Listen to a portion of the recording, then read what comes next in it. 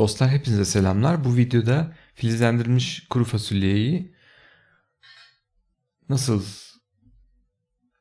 yediğimi göstereceğim. Önce nar ekşisi döktüm üzerine. Bu benim porsiyonum kadar filizlendirilmiş kuru fasulye var. Pişmiş görüyorsunuz tabağın üstünde. Şimdi limonu sıktım. Limonların posasını da sonradan kullanmak üzere saklıyorum. Atmıyorum. Yanda mantar, domates, biber görüyorsunuz önceden pişirdiğim bir arada. Bu da onun suyu. Şu an onu döküyorum. Bu öğün yiyeceğim kadar.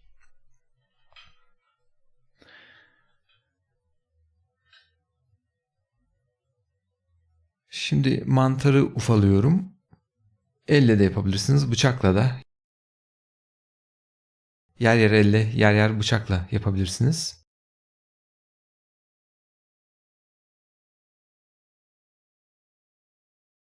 Mantarların ufalanma işlemi bitti. Şimdi bibere geçiyorum.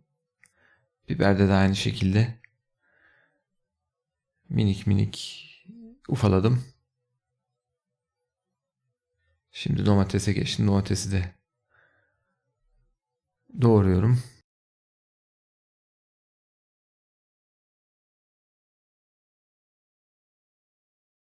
Ben soğuk yemeyi seviyorum bu arada. İstiyorsanız sonradan ısıtabilirsiniz de. Ama bence böyle daha mantıklı. Limon falan da sıktığımız için C vitamini açısından. Şimdi limon posalarını ufalıyorum bir kenara. Elde kalan çekirdekleri içine attım.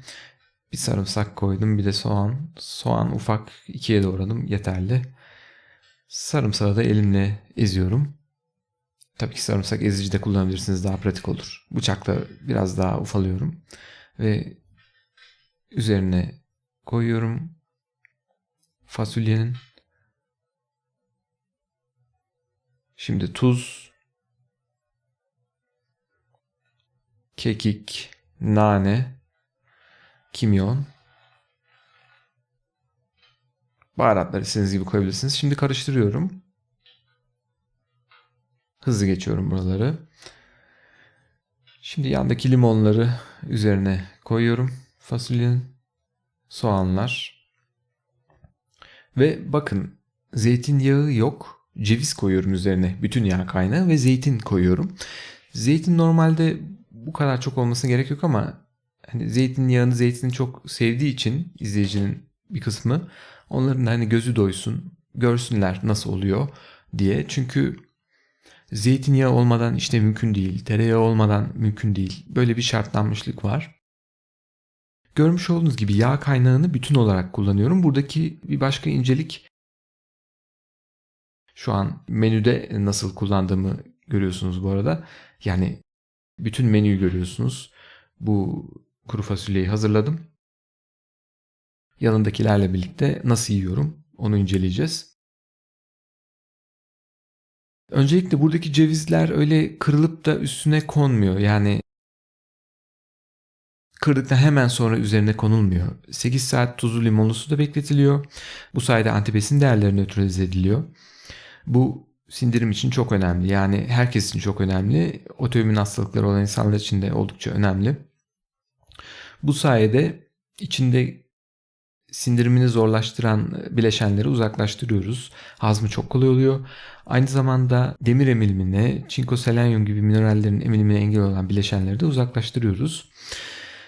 Zeytinler burada çekirdeksiz. Bu arada cevizi de zeytinde ufalayabilirsiniz. Yani cevizi rendeleyebilirsiniz, karıştırabilirsiniz. Zeytinleri de gene ufalayabilirsiniz. Veya bir yana koyup işte çekirdekli ise de bir ısırık alırsınız. Sonra yemekten devam edersiniz. Hani ağzınızda onun yağı ile beraber yemek karışır. Görmüş olduğunuz gibi hiç zeytinyağı, böyle sıkıp bırakılmış, sıkılmış yağ kullanılmadı. İzole yağ, izole protein, bunun gibi bir şey yok. Menünün tamamını incelediğinizde de hep tam gıdalar var. Bakın en sol üstte, sol üstten başlıyorum. Burada semizotu var. Semizotu, yani benim öbür yeşillikle hani böyle konuşmayı sevmem pek. Hani haksızlık etmek istemiyorum diğerlerine de ama hani Sanırım yani benim en favori yeşilliğim diyebilirim. Bunun çiğ yenilmesi makbul. Gerekli hijyen işlemleri yapıldıktan sonra. Onun altında ve yanında kara buğday görüyorsunuz. Bu filizlendirilmiş kara buğday. Filizlendirilip pişirilmiş yani lapa kara buğday. Tuz yok, yağ yok. Görmüş olduğunuz gibi yağ kaynağı olarak şu an sadece bütün ceviz var. Limon tuzu da bekletilip o suyu süzülmüş şekilde. Ve bütün zeytinler var. Kara buğdayın üzerinde pişmiş havuç görüyorsunuz. Havuç genelde buharda pişmiş formda oluyor benim menülerimde. Burada turp görüyorsunuz. Burada bu kara buğdayları da ben soğuk şekilde yiyorum. O yüzden turbu üzerine koydum. Yoksa hani ısıyla çok temas ettirmem. Semizotun üstüne de koyabilirsiniz bunu. Hıyar var. Onun dışında fasulyenin sağında, sağ üst köşede şeftali, portakal ve erik meyvelerini görüyorsunuz. Buradan da C vitamini geliyor bir miktar. Onlar bizim tatlılarımız gibi düşünebilirsiniz. Şimdi evet, ertesi gün nasıl yediğime bakalım. Aynısını. Sizin için aslında ben öyle hazırladım. Normalde biraz daha bu tarz yiyorum. Burada en ortadan başlayalım isterseniz. Burada havuç çiğ görüyorsunuz çünkü pişmiş havucum bitti. Yoksa gene pişmiş halde olanı tercihimdir. Semizotun üzerinde gene turp görüyorsunuz. Fındık turbu doğranmış şekilde. Hıyar var. Gene semizotu var. Aynı şekilde ortada. Bunun sağ tarafına bakıyoruz. Fasulyenin olduğu yere. Sadece domatesi doğradım. Videoda gördüğünüz gibi bakın burada mantarlar bütün. Biberler de bütün. Limonlar gene posaları ayrışmış şekilde. Gene tabii içine sıkıldı limon, nar ekşisi falan. Yani mantardan bir ısırık alıp, biberden bir ısırık alıp, işte cevizden bir ısırık alıp hepsini karıştırıyorum bu şekilde. Yani direkt içinde karışmış olarak değil de ben ayrı ayrı ısırarak devam ediyorum. Böylece yani önden uğraşmış olmuyorum. Aslında ben kendi kendime genelde bu şekilde yiyorum. En sağ üstte gene karabuğday görüyorsunuz. Sade lapa. Burada semizotun sol tarafında, ekranın sol alt tarafında gene karabuğdayı görüyorsunuz. Yağ kaynağı olarak sadece ceviz görüyorsunuz gene. Ama gene çok önemli nokta. Bunu eğer direkt kırıp da koymuş olsaydım bu beni çok ciddi rahatsız ederdi veya yiyen başka bir kişiyi. Hazmı çok zor olurdu. Limonu tuzlu suda bekletildi 8 saat ve o limon tuzlu suyu süzüldü. Antibesin değerleri nötralize edildi. Soğuk olduğu için onun üstünde duruyor. Yoksa hani semizotun üstüne de koyabilirsiniz. Soğan da aynı şekilde. Dediğim gibi kara buğdayın üstünde kara buğdaylar filizlendirilip pişirilmiş. Lapa, tuz yok, yağ yok, harici bir yağ kaynağı. Ve sol üst tarafta da portakal ve erik görüyorsunuz. Onlar da hani tatlı niyetine gidiyor. Görmüş olduğunuz gibi buradaki menü hem glutensiz hem vegan bir menü. Fakat piyasadaki pek çok hani glutensiz vegan menüler veya içeriklerle pek alakası olmadığını görürsünüz. Bu menüler sadece yemek yerken gelip geçici bir haz almak için değil, yedikten sonraki süreçte de size en iyi şekilde hissettirmeye devam edecek tarzda bir yaklaşımla hazırlanıyor ve esas etkilerini düzenli tüketimle belli ediyor. Bu şekilde söyleyebilirim. Buradaki hiçbir şey hani bodoslama hazırlanmış değil. Buradaki makrolar, oranlar hep dünyanın en uzun yaşayan insanların bulunduğu bölgelerde, işte Okinawa gibi ve diğer bölgeler. Onun dışında dünyanın en elit sporcularının beslenme tarzları ele alınarak hazırlanılmış, tasarlanmış menüler. Bu şekilde tasarlıyorum bunları. Porsiyonun büyüklüğü şaşırtmış olabilir.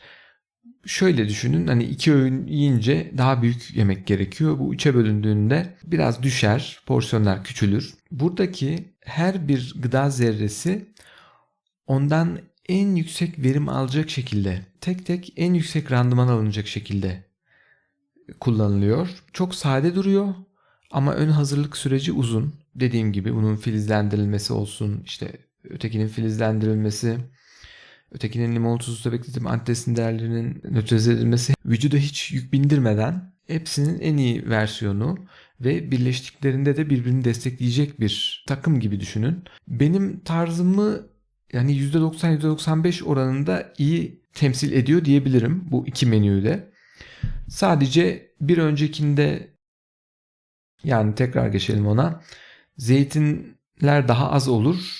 Ceviz daha fazla olur. Ceviz baskın olur. Zeytin böyle 2 tane 3 tane yeter. Onun dışında bunda da şu anda gösterdiğimde de havuç pişmiş halde olur. Bu şekilde birkaç örnek verebilirim.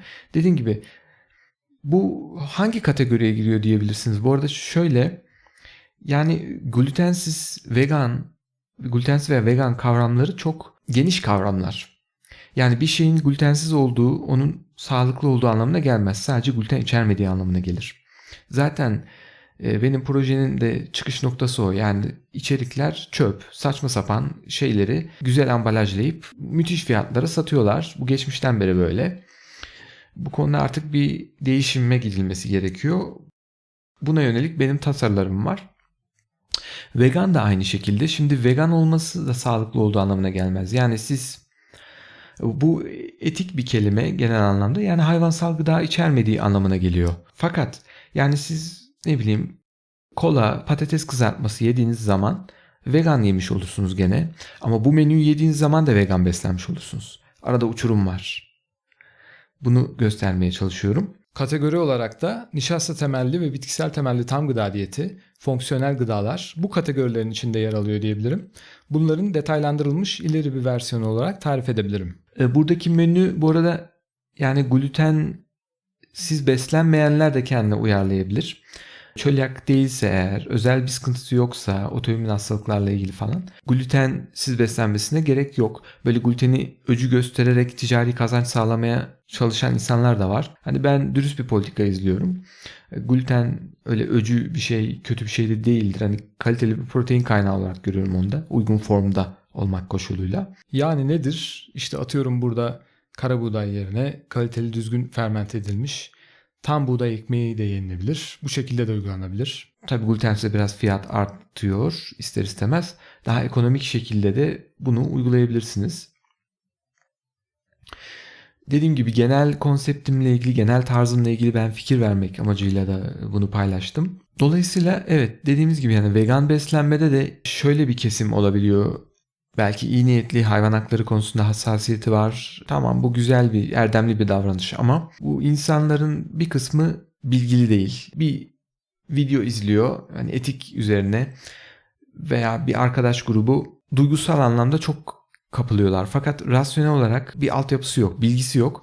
Daha sonradan da bilgisizce girdiği için, antibesin değerlerini bilmediği için veya belki doğru düzgün kalori almıyor. Yani hıyarla, onunla bununla doğru düzgün kalori alamadığı için daha beter bu sefer sağlık sorunları yaşayabiliyor. Görmüş olduğunuz gibi burada mesela porsiyon çok büyük gözüküyor size ama bunun teknik bir sebebi var. Siz örneğin zeytinyağını, çok konsantre bir gıda mesela, çok az bir içerikle çok kalorisi var fakat düzgün bir mineral içeriği yok. Fakat gördüğünüz gibi aynı kaloriyi siz eğer mesela kara buğdaydan, saf lapadan almaya kalkarsanız yani kapladığı alan daha fazla olacaktır. Bu yüzden daha çok yemeniz gerekecektir. Bu bununla ilgili. Dolayısıyla burada büyük görünmesi sizi korkutmasın. Bu çok normal. Eğer batı tipi çok yağlı, genel beslenme şekline göre düşük yağlı, bitkisel temelli bir beslenme uyguluyorsanız porsiyonlarınızın büyümesi beklenir. Yeterli miktarda enerji alabilmeniz için bu gayet normal. Bu çok yönlü faydaları olan bir beslenme şeklidir. Glutensiz ve bitkisel temelli beslenmenin çok elit, ileri bir versiyonudur. Buradaki elitlikten kastım kesinlikle şu değil. Çok zengin olup, parasal anlamda müthiş imkanlara sahip olup, kodaman olmak, görgüsüzce davranışlarda bulunmak anlamında değil.